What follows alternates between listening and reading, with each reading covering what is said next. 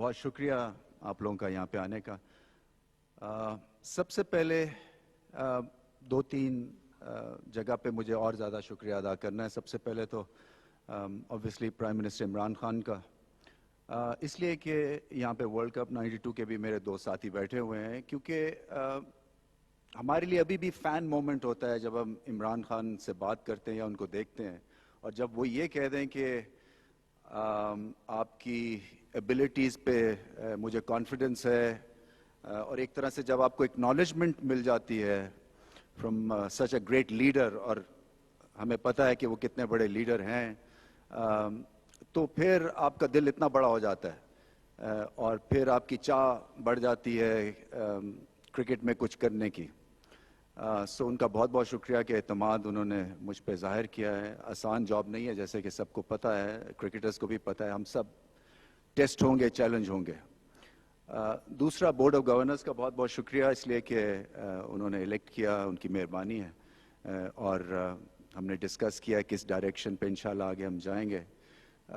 तीसरा, मैं शुक्रिया अदा करना चाहूँगा मिसबा और वकार यूनुस का भी, इसलिए कि उन्होंने दयानतदारी के साथ, मेहनत के साथ काम किया है, सो उनका भी बहुत बहुत शुक्रिया। देखिए, मैं अभी बोर्ड रूम में बैठा हुआ था, सो पीसीबी की 73 सालों की हिस्ट्री में सिर्फ चंद गिने चुने क्रिकेटर्स चेयरमैन रहे हैं, और ये अजीब सी बात लगती है, इसलिए कि ये बिजनेस क्रिकेट का है और क्रिकेटर्स इस पोजीशन पे बहुत कम आए हैं। शायद एक मिथ सी क्रिएट हो गई कि मैनेजमेंट नहीं आती है या इनका वो कैलिबर नहीं है। जैसे कि पहले कमेंट्री बॉक्स में था कि क्रिकेटर्स का क्या काम है, कमेंट्री में आएंगे ये, मगर वो मिथ ब्रेक हुई और अब आप देखते हैं कि कमेंट्री बॉक्स में क्रिकेटर्स छाए हुए हैं। और मैं उम्मीद यही करता हूं कि आगे चल के अब क्रिकेट बोर्ड में एक रास्ता बनेगा बहुत सारे क्रिकेटर्स का आके और इस क्रिकेट गेम को गवर्न वो कर सकें।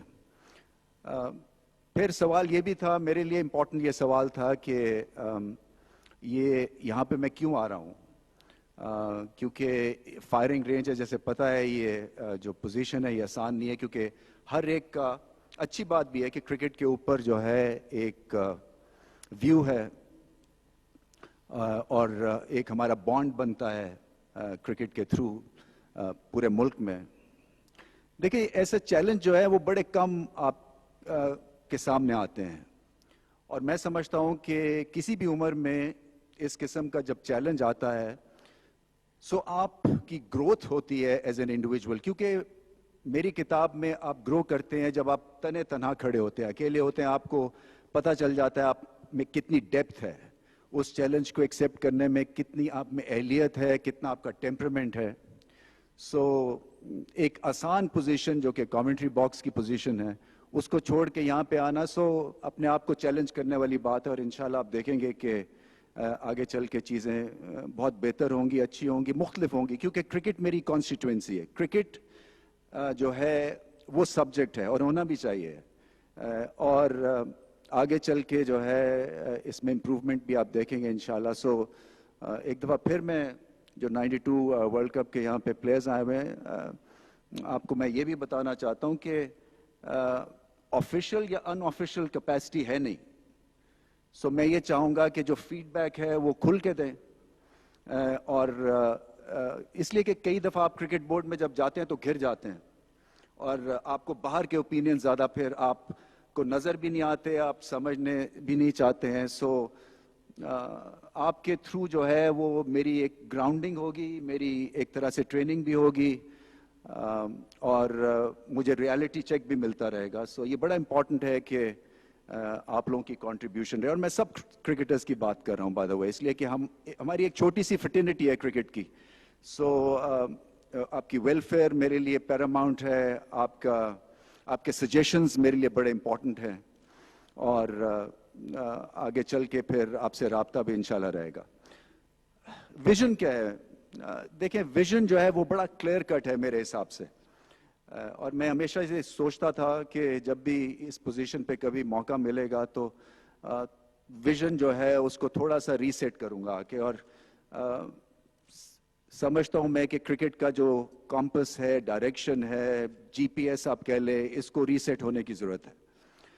और کچھ لانگ ٹرم گولز ہیں, کچھ شارٹ ٹرم گولز ہیں, مگر ایک چیز جو ہے وہ بالکل سادہ ہے اور سامنے ہے کہ کرکٹ بورڈ کی جو ایک پرفارمنس ہے وہ آپ کی کرکٹ ٹیم سے ریلیٹ کرتی ہے, اور کرکٹ ٹیم کی پرفارمنس ریلیٹ کرتی ہے جو آپ کا انفراسٹرکچر ہے, جو آپ کی ایج کرکٹ ہے, جو آپ نیچے جو کام کر رہے ہیں جو کہ دکھتا نہیں ہے, اس پہ بیس ہوتی ہے. سو یہ کتنے ٹیئرز کے اوپر کام کرنا ہے, اور ہر ٹیئر کے اوپر آپ کو ڈائریکشن جو ہے وہ ریسیٹ کرنی ہے. اور ڈائریکشن ریسیٹ کرنے سے مراد فار ایگزامپل یہ ہے کہ آپ کی جو کوچنگ ہے اس کو آپ کو ریوزٹ کرنا پڑے گا, کیونکہ آپ کی ٹارگیٹنگ کوچنگ نہیں ہے. اگر مجھے آج پاکستان کو 3 رسک اسپنرز چاہیے ہیں, 4 اوپنرز چاہیے فار ایگزامپل, تو اس طرح کے میرے پاس ابھی آپشنز اویلیبل نہیں ہیں. سو آگے چل کے جو ٹیلنٹ کی گروتھ اور گرومنگ ہے وہ اس طرح سے کرنے کی ضرورت ہے. اور پھر اتنا بڑا ہمارا کینوس ہے, اور وہ کینوس میں اگر ابھی بھی آپ کو کوئی آؤٹ اسٹینڈنگ ٹیلنٹ نظر نہیں آ رہا تو کہیں نہ کہیں ہم غلطی کر رہے ہیں, اور اس کو سدھارنے کی ضرورت ہے, اس کو امپروو کرنے کی ضرورت ہے. اور اسی لیے میں سمجھتا ہوں کہ موسٹ امپورٹنٹ ہے کہ آپ کی جو کوچنگ ہے اس کو ریوزٹ ہمیں کرنا ہے.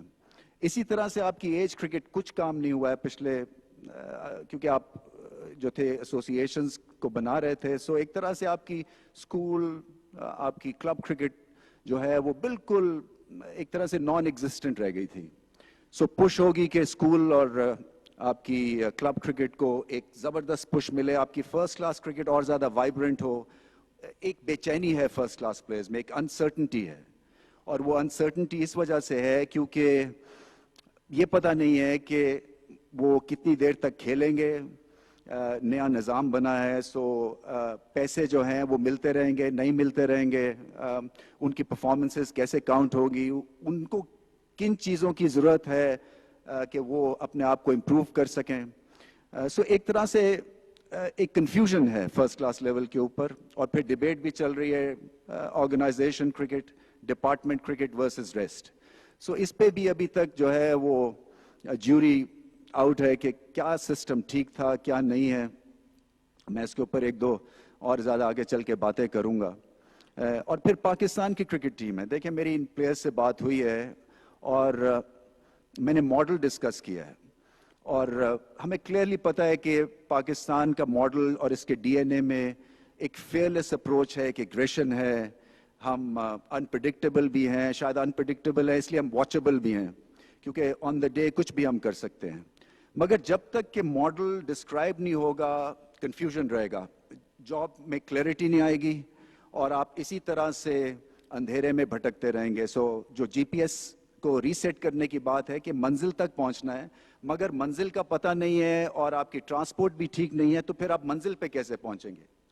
دوسری چیز یہ ہے کہ میری وشز جو ہیں وہ تو بہت ہی لاتعداد ہیں اور بہت ہی زبردست ہیں کہ جی پاکستان جو ہے وہ سڈنلی ایسے سوئچ آن کرے اور دنیا کی سب سے اٹریکٹیو ٹیم بن جائے. مگر جب تک کہ سکلز کی امپروومنٹ نہیں ہوگی آپ کی وشز ہی رہیں گی. جب تک ٹیکنیک ٹھیک نہیں ہوگی آپ کی وشز ہی رہیں گی. سو آگے جو ہمیں بات کرنی ہے وہ یہ ہے کہ ٹیکنیک کو امپروو کرتے ہوئے, اپنے ڈی این اے کو فالو کرتے ہوئے ایگریسولی ہم نے چیلنجز کو سرپاس کرنا ہے. سو یہ ہے ساری کہانی پاکستان ٹیم اور جتنی بھی نیچے تک جو آپ کی کرکٹ ہوتی ہے اس کے لیے.